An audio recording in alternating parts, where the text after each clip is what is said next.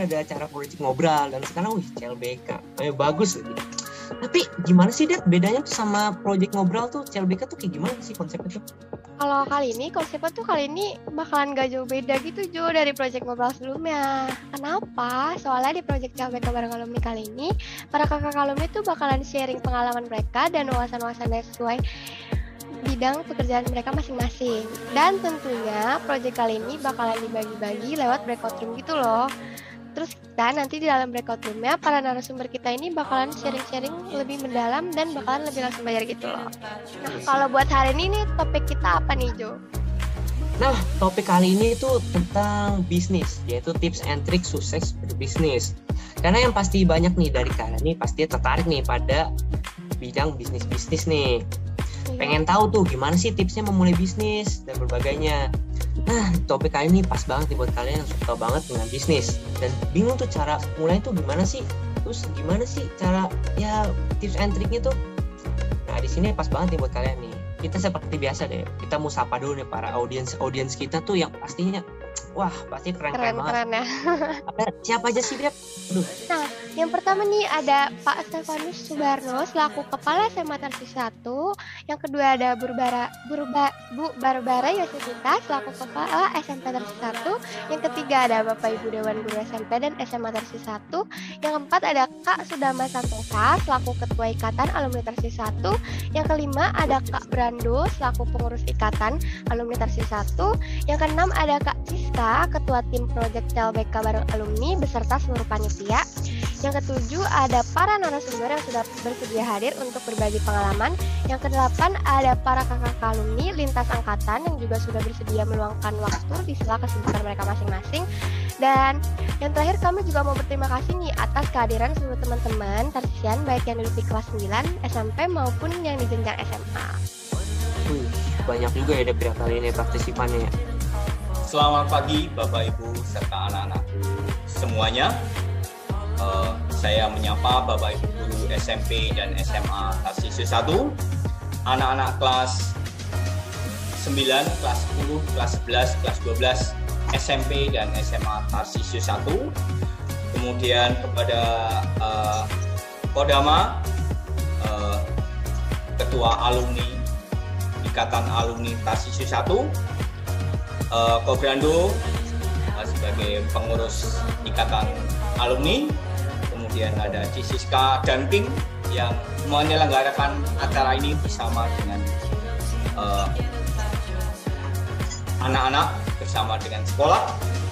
Kepada anak-anakku yang luar biasa yang telah mengawal kegiatan ini, semoga kita dapat mulai dan kita akan menyelesaikannya untuk kegiatan kita hari ini.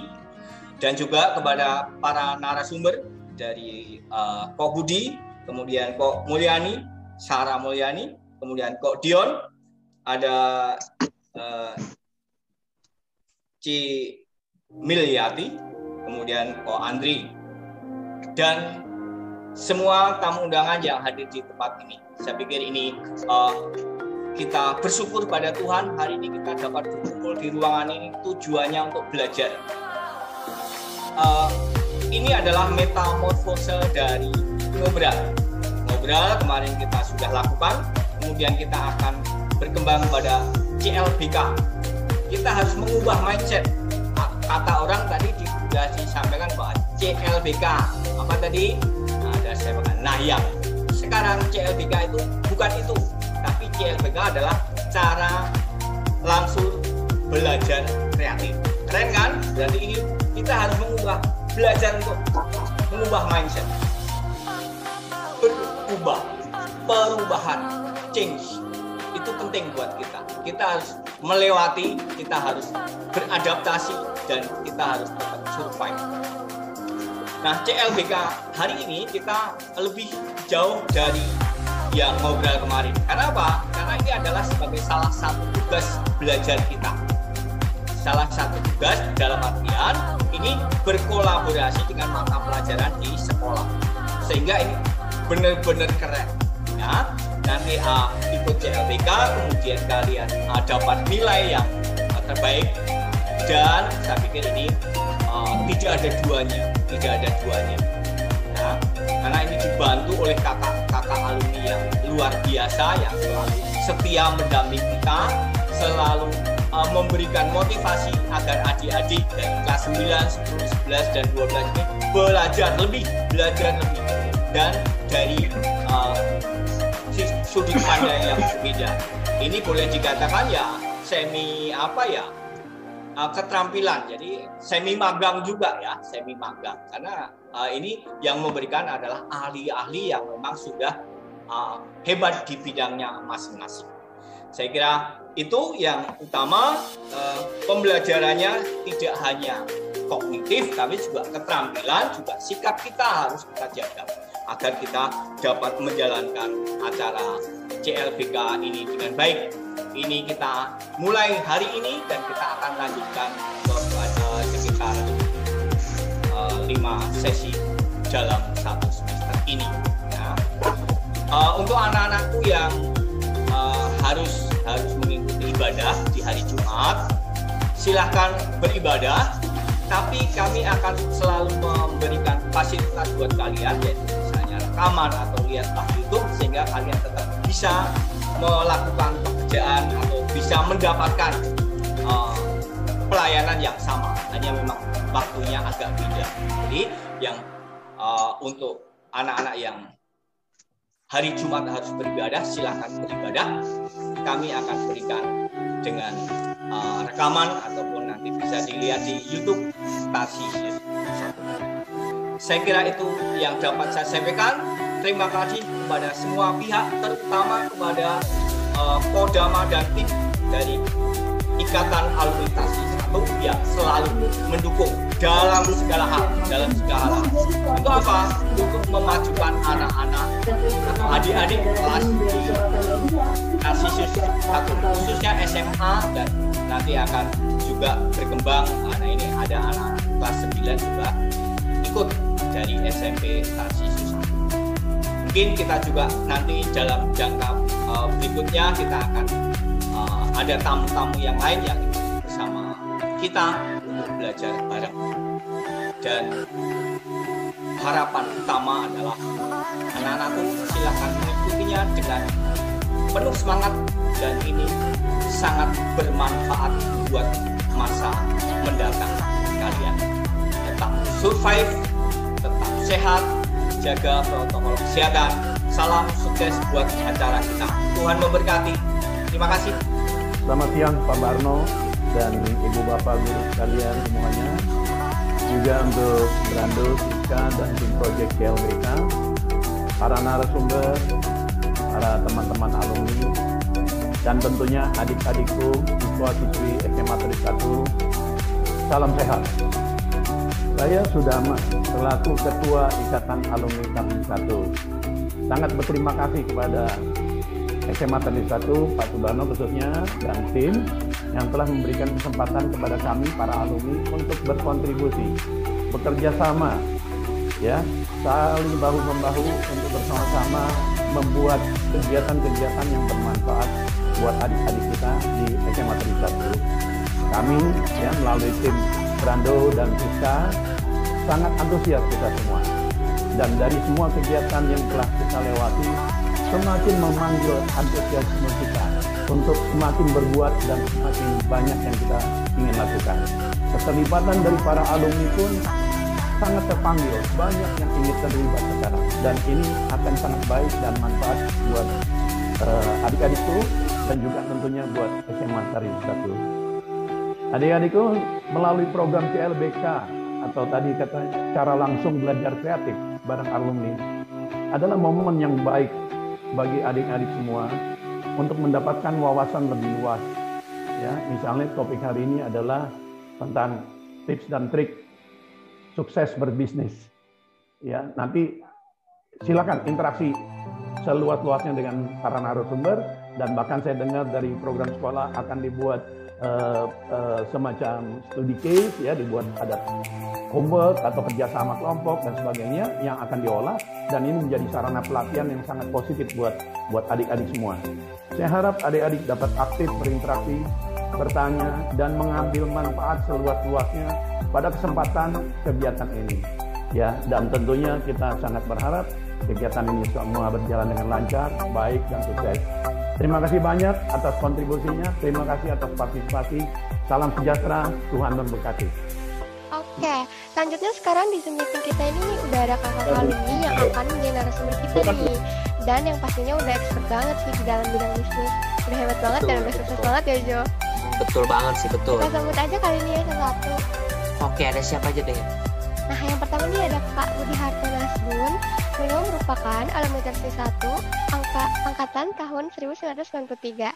Sekarang beliau adalah seorang direktur PT Advertensi bersama Plus atau AB Plus, yang merupakan salah satu perusahaan besar di bidang media transport advertising Indonesia. Lalu yang kedua ada Kak Andre Sastrawijaya. Beliau merupakan alumni Tersi 1 angkatan 93 dan beliau sekarang adalah owner PT Pixar Perdana Jaya yang merupakan distributor elektronik brand ternama untuk modern market dan business to business solution. Nah, yang ketiga ini kita ada Kak Mili. Beliau ini merupakan alumni Tersi 1 angkatan 2015 maaf. Dan sekarang beliau menjabat sebagai owner of Isuzu, yaitu brand yang menjual produk fashion yang keren-keren gitu. Nah, yang keempat ada Kak Sarah Mulyani. Beliau merupakan alumni Tersi 1 angkatan 2008 dan beliau sekarang menjabat sebagai owner Bindot Salon. Oh, ini Dep yang terkenal itu Dep yang di TikTok. Bener nggak sih? Iya ini loh, sering banget nongol dia lagi gue sih. Betul. Dan beliau juga nih Dep ya. Beliau juga distributor berbagai produk haircare juga loh, seperti Aiku, PVC Baba, Pravana, dan Manik-Manik. Nah, yang terakhir nih kita ada Kak Dionysius Marcielo. Beliau nih alumni Tersi 1 angkatan 2013. Dan beliau nih sekarang merupakan pendiri dan pemilik restoran Sushi Stop. Keren banget ya Kak Dionysius ini. Ya, lebih banyak dukanya dibanding sukanya sebenarnya. Karena semua ini perlu perjuangan yang sangat-sangat berat. Istilahnya kalau kita nggak perlu tidur, saya nggak mau tidur. Maunya kerja terus gitu loh. Karena dalam 2007 itu kita hanya masih sewa tempat kecil 1 lantai. Di bawahnya rumah makan. Ya, itu masih tempat kecil, jadi kita mulai usaha dari situ. Mulai dari 2011 kita baru dapat kepercayaan menjadi distributor untuk Philips. Dan kita hanya berjualan Philips waktu itu, tidak berjualan yang lain-lain. Yang lain-lain ada, cuman kita ya sedikit sekali lah. Jadi dari situ kita bangun satu persatu, kita dikasih kepercayaan, kita pegang Jakarta. Jakarta, kalau saya sebut Jakarta itu tradisional channel. Berarti tradisional channel itu meliputi kita sebagai Glodok, Kemana ke toko-toko elektronik di seluruh Jakarta. Jakarta itu berarti Jabodetabek, Jakarta, Bogor, Tangerang, Bekasi. Nah, setelah itu kita mulai buka cabang, yang pertama di Semarang, Jogja. Juga kita mulai pertama kali kita masuk itu ke Best Denki, lalu kita masuk ke dulu ada Solution, juga Hypermart, ya beberapa saya ada yang masuk di mereka, beberapa juga udah ada kita keluar dari mereka. Nah, selanjutnya saya buka cabang satu persatu. Tapi kalau buka cabang doang, orang kan pasti nanya, Pak, kalau barangnya rusak, servisnya mana? Nah, mau nggak mau, daripada kita repot ngandelin service center yang notabene bukan punya kita sendiri, yang kita juga nggak tahu kadang tanggung jawabnya seperti apa, ya udah kita buka sendiri service center sampai ratusan. Tapi sebenarnya itu hanya sedikit kamuflase, karena yang kita pegang direct sendiri adalah tetap yang ada di cabang-cabang kita. Sisanya tetap kita kerjasama semua dengan service center yang ada di daerah tersebut. Tetap namanya kerja, kita nggak bisa semua kerjain sendiri semua. Jadi kita tetap harus ada joint venture, harus menggunakan network kita untuk berkembang. Nah, dari situ kita tidak hanya berjualan pilih, kita juga berjualan yang siap itu kita jualan semua, nggak hanya TV audio, Suzuki, Pulkap, AC, dan juga Samsung juga kita jualan, Toshiba, Panasonic, dan yang lain-lainnya. Ya, saya sudah ceritakan tadi, kita kan awalnya hanya punya cabang-cabang, berarti kan saya jualan ke toko, buat apa jualan ke konsumen. Nah, dari toko jualan ke konsumen itu kan berarti toko perlu tempo dong, kayak kita. ada waktu yang mereka perlu mengumpulkan uang itu kembali ke mereka setelah barangnya dijual. Nah, tempo itu kan ada yang cepat, ada yang lama. Ada yang 1 bulan, ada yang 2 bulan, ada yang bandel juga 3 bulan. Lama-lama kita juga pikir-pikir, aduh, kenapa ya nggak kita buka toko sendiri? Kita dapat cash, sekalian kita coba, kita punya retail sendiri, bagaimana caranya, kita belajar lagi. Jadi setelah punya divisi untuk tradisional, divisi untuk modern channel itu Carrefour, City dan kawan-kawan. Kita punya divisi project yang masukin ke hotel-hotel, sama institusi, sama bank. Kita juga punya divisi pameran. Kita bangun divisi retail. Divisi retail ini ada 2 toko di Bandung, 1 di Kerawang, dan 1 di Meruya, Jakarta Barat. Setelah itu kita juga melihat perkembangan zaman, online ini makin lama makin berkembang. Walaupun toko-toko kita juga semua berjualan ke online, sebagian kecil ya masih ya. Ya kita juga nggak mau ketinggalan. Jadi kita deal sama Blibli, sama Lazada, sama Shopee, sama yang lainnya. Kita juga supply ke mereka. Dan juga kita juga masuk marketplace. Jadi kita itu tidak bisa melihat celah sedikit pun channel apa yang belum kita garap, kita semua garap. Ya tentunya banyak kompetisi di luar sana, cuman ya pinter-pinter lah kita berdua.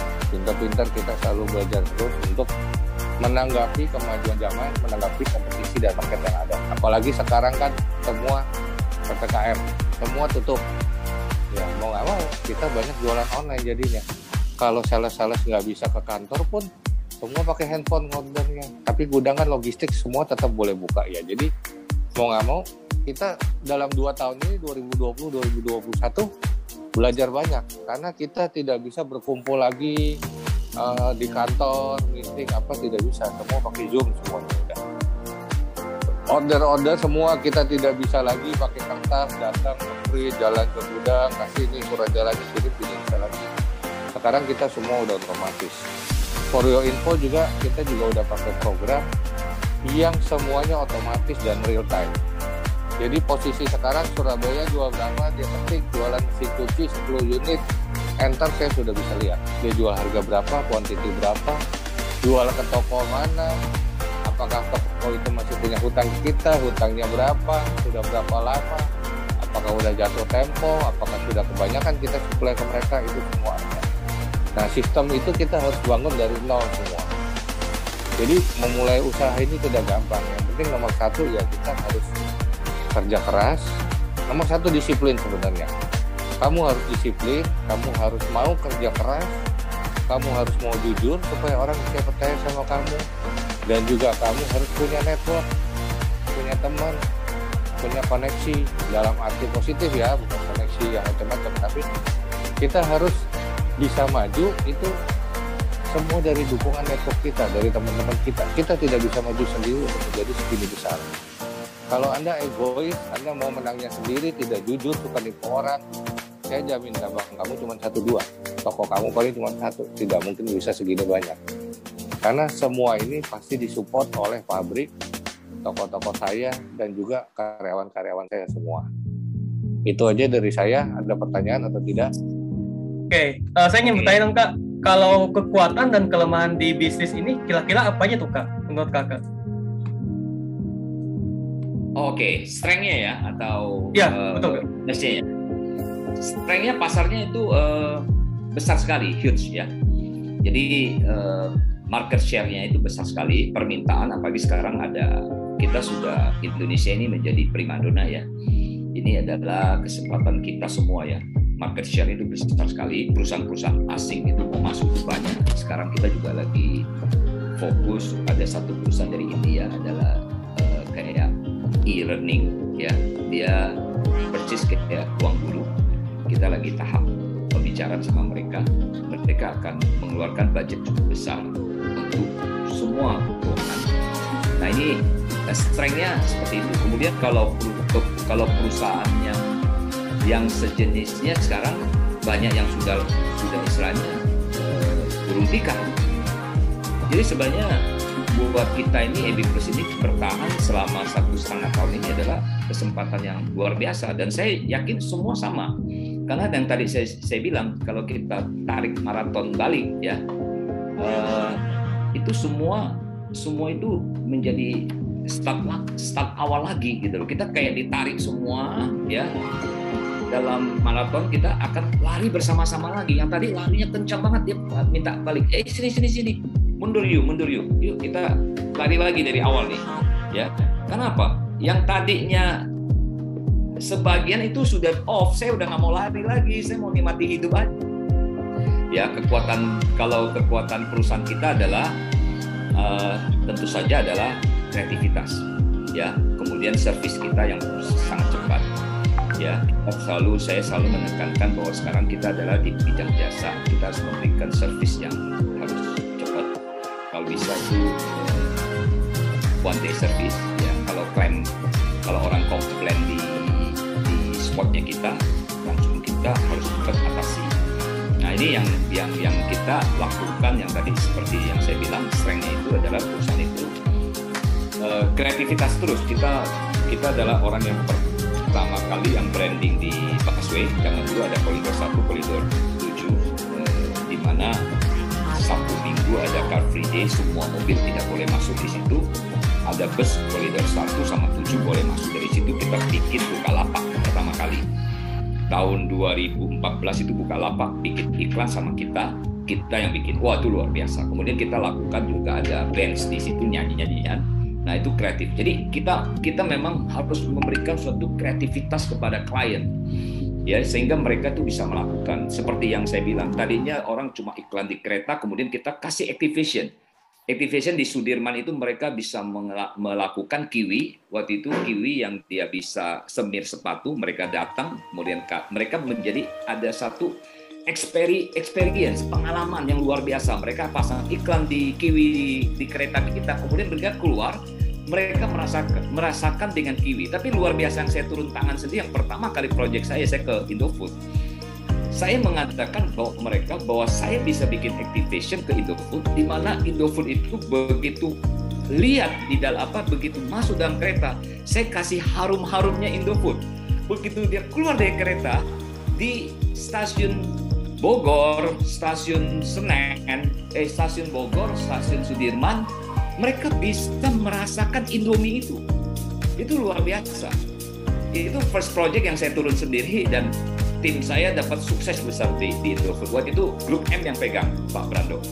Ya, karena kita kerjasama dengan Grup M itu adalah suatu agensi multinasional yang luar biasa, yang luar besar sekali. Mereka dia punya office aja di Shanghai gitu loh. Jadi pembayaran kita bukan di lokal, mereka akan FTGS itu dari luar. Jadi pembayaran kita itu dari US dollar, mereka masuk ke kita transfer menjadi rupiah. Nah, itu yang memang strength itu harus kita terapkan terus. Kita menjadi suatu perusahaan yang menjadi strength. Nah, weakness-nya tentu saja yaitu manusia, ya, sering berganti. Kalau udah punya marketing yang jago, kemudian marketingnya pindah, marketingnya di hijack, ya, kemudian gampang ditiru gitu loh.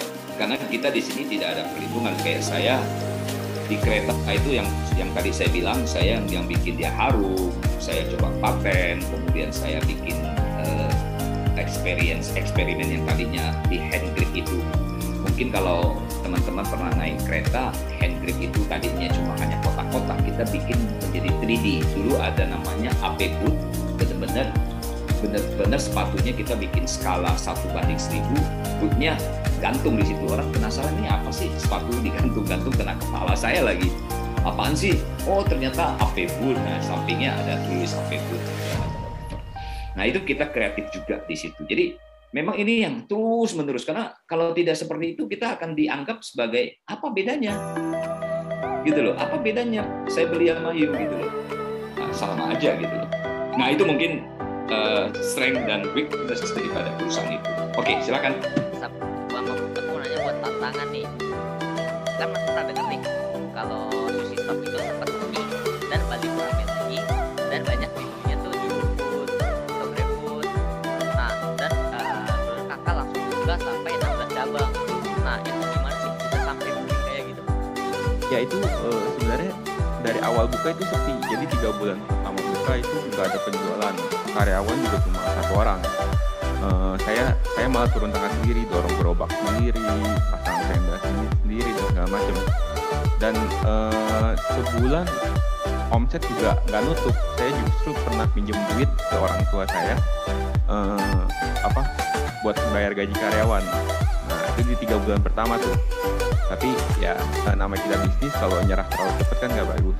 Jadi trial error lagi, cari-cari resep lagi, pelajarin lagi, cek produk kompetitor kayak gimana, kita samain, kita pelajarin, cari resep terbaru, ya pelan-pelan penjualan meningkat, gencarin promosi dan segala macam. Akhirnya tiap bulan konsisten buat buka cabang gitu. Nah selanjutnya nih Kak, kalau menurut Kakak sendiri, apa sih Kak strategi yang Kakak jalankan supaya bisnis Kakak tuh tetap punya daya tarik dan tentunya tetap bisa menghasilkan suatu produk atau jasa di tengah kondisi kayak gini?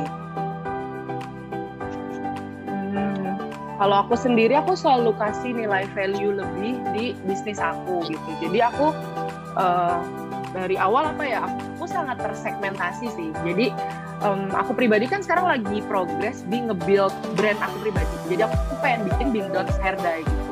Dan aku nih lagi kayak seleksi beberapa pabrik kayak. Ada pabrik yang kayak bener-bener murah, aku bisa compete sama brand yang di supermarket, tapi aku nggak mau karena aku bener-bener segmentasi itu. Aku pengennya justru yang mahal, yang bagus kayak gitu. Jadinya aku mungkin nilai plus dari bisnis yang aku pribadi dijalanin adalah ya itu kali ya, aku punya nilai yang nggak punya sama brand lain kayak gitu. Kayak cat rambut aja sesimpel cat rambut, tapi punya aku vegan, brand lain enggak. Terus aku punya karet rambut bener-bener like kayak gini, karet rambut yang di abang-abang juga jual gitu, harganya 2.000, tapi punya aku harganya 100 ribuan. Dan why? Karena punya aku ada teknologi patennya yang dia bisa mengecil lagi kalau kena air panas, terus dia anti putus, anti sakit kepala, and so on gitu. Jadi ya itu sih menurut aku value dari bisnis itu penting gitu, dan setiap produk seremeh apapun itu bisa diberi value itu gitu. Jadi kayak gitu. Bagaimana dan dari mana kita bisa tahu nih bisnis yang kita jalanin sekarang tuh adalah peluang bisnis yang baik? Gimana cara lihat opportunity-nya tuh Kak? Oke, itu bisa ketahuan dari ketika kita jalanin ya. Ini sih yang kami rasakan waktu itu dengan kita bikin produk jogging gitu. Awal mulanya kita bikin nggak banyak kan. Misalnya setiap kali kita bikin model baru tuh kita bikin cuma 5 lusin, 60 piece. Nah itu kita tes gitu kan, laku gak, jalannya cepet gak, kayak gitu. Nah dari situ kita ketahuan gitu kan, kalau misalnya baru penjualan 1 hari udah mau habis gitu kan, mau buru-buru repeat order. Jadi dari situ kita bisa kelihatan gitu, dan makin lama makin berkembang dan terus makin cepet gitu. Jadi tadinya stoknya cuma 5 lusin, ini 5 lusin nggak keburu nih, harus stoknya banyak kan, gitu, 10 lusin, 20 lusin. Nah dari itu kelihatan growth, ada tumbuhan gitu. Oke. Pertanyaan terakhir nih, sekaligus pertanyaan pamungkas. Tips and trik satu mulai dan sukses berbisnis di bidang itu tuh apa sih Kak? Kalau dari aku cuma bilang selalu nge-review produk kamu. Jadi sampai sekarang pun aku masih nge-review sushi aku. Walaupun aku ada 16 cabang, sekarang aku masih selalu rajin. Sushi aku masih ada kekurangan nggak sih? Masih ada yang bisa diperbaiki nggak sih? Masih harus ada yang dibenerin. Nah, jadi kalau nanya aku, fokus ke produk kamu. Jadi jangan sampai customer kecewa gitu. Dan kita kan jualan nggak mau cuma sehari 2 hari, kita maunya customer beli terus. Nah jadi kuncinya adalah ya selalu fokus, jangan lengah, karena kompetitor bisa hadir kapan aja.